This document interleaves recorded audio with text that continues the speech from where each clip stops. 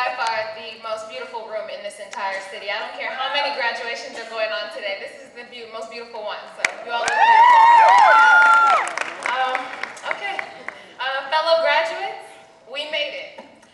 No more early morning classes, no more Wikipedia, I'm sorry, I mean books and libraries and research and reading, and most importantly, no more all-nighters. Although for many of us, tonight will be our last college all-nighter, but of course it'll be a different kind of all-nighter. For some reason I have a feeling no books will be involved in this all-nighter, and instead of coffee, there will be lots and lots of water. Maybe fruit juice? My first day of college, my sister and John Ortiz Hudson told me, the hardest part of college is not getting in, it's getting out. And the journey each of us experienced to get to this day reinforces that point. As we graduates walk across this stage in front of our loved ones, the important message is that we finished what we started. We can now face the world as people who follow through on things that we set out to accomplish. A character trait that is both honorable and sadly quite rare. The theme for the graduating class of 2010 is Strength Undivided. The first thing I thought when I heard this was the irony of having a theme revolving around undivided strength when we were sitting in a Black graduation celebration on a UC Davis campus. The reality is to graduate today and enter the world with the mantra of undivided strength doesn't seem so promising right about now. As fun and as exciting as this celebration is for many of us, the sad reality is that we need this celebration because of the deeply rooted dividedness in our country that stems so far back into our history and unfortunately still affects us today. It wasn't that long ago that there were no Black students at UC Davis, so we should look around and be proud. But it has also been long enough to where there should be more than 3.8%. The reality of this situation is that we are graduating from one of the most prestigious and competitive institutions in the world, yet the people who run it can't seem to figure out the connection between skyrocketing student fees and less minorities going to college. Is it really that difficult to make that connection? The reality of the situation is an undergraduate student can be pulled over in Davis, California 7 times in 1 year and never be given a ticket, not once. And this is not because the police officer is so lenient and understanding of your difficulties, but quite frankly because you did nothing wrong. The reality of the situation is that a spoon-fed rich boy from Texas who can't pronounce the word nuclear and thinks that Africa is a country can steal the U.S. presidency in a botched election and proceed to be one of the worst leaders in the world. Walks away with no consequence. Walks away with no consequence. Has everybody seen it?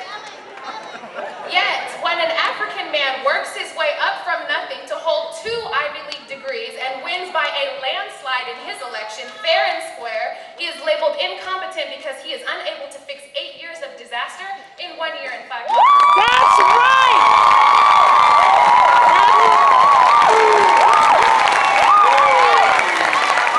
I mean, can he finish his term? Can he finish his term?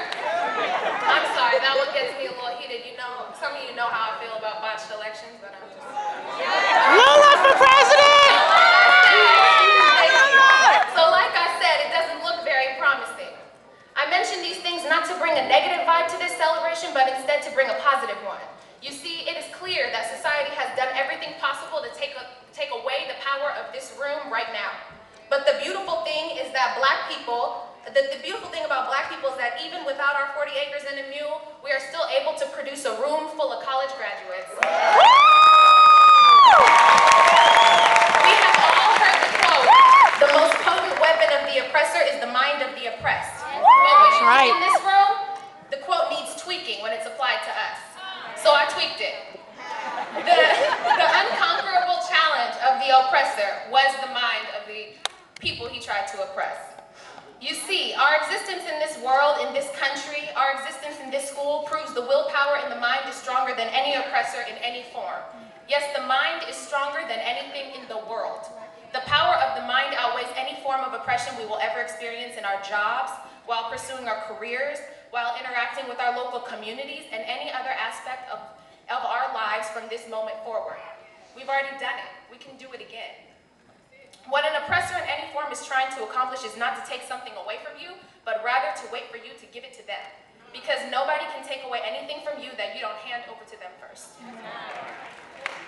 Well, let me adjust that a little bit. There are such things as things that people can take away from you. I mean, you can get robbed, or someone can cheat.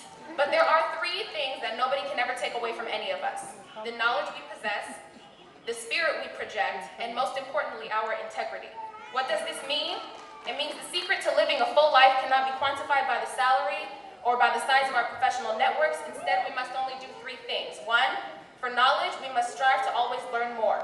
Care about what's going on around us. Be informed about our local communities. Understand the politics of the world. Talk to people. Be knowledgeable. Know things not because you have a test coming up or because you have a presentation that's worth 35% of your grade tomorrow morning and you started tonight, and by tonight I mean 2 a.m. Not for that reason. Know things just to know them, just to know. For your spirit, keep it positive. Love the company of others. Love people. Love them because you don't know how long they will be there. Love meeting new people and listen carefully to their stories. Give people the opportunity to meet you. Look people in the eyes and connect with them. And give a damn about somebody else's experience. Yeah. Love people because they are pushing through the same journey as we are. And the journey of figuring out their life. And most importantly, love those who hate you, for they have hit a moment of weakness in their journey. For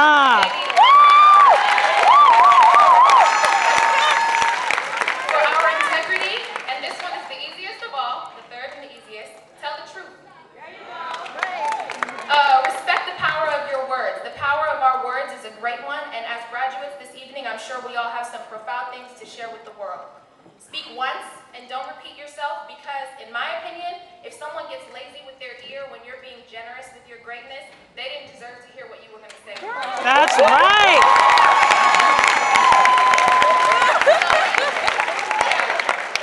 I hate it.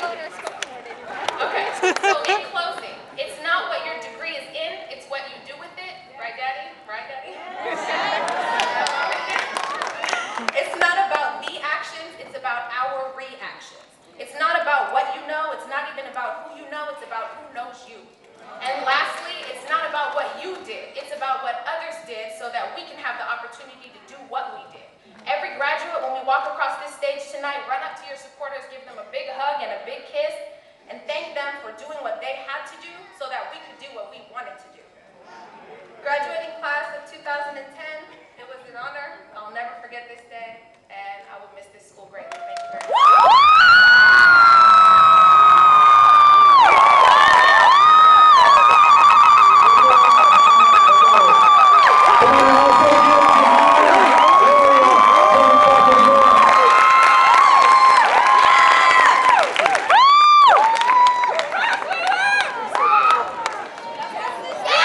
The class of 2010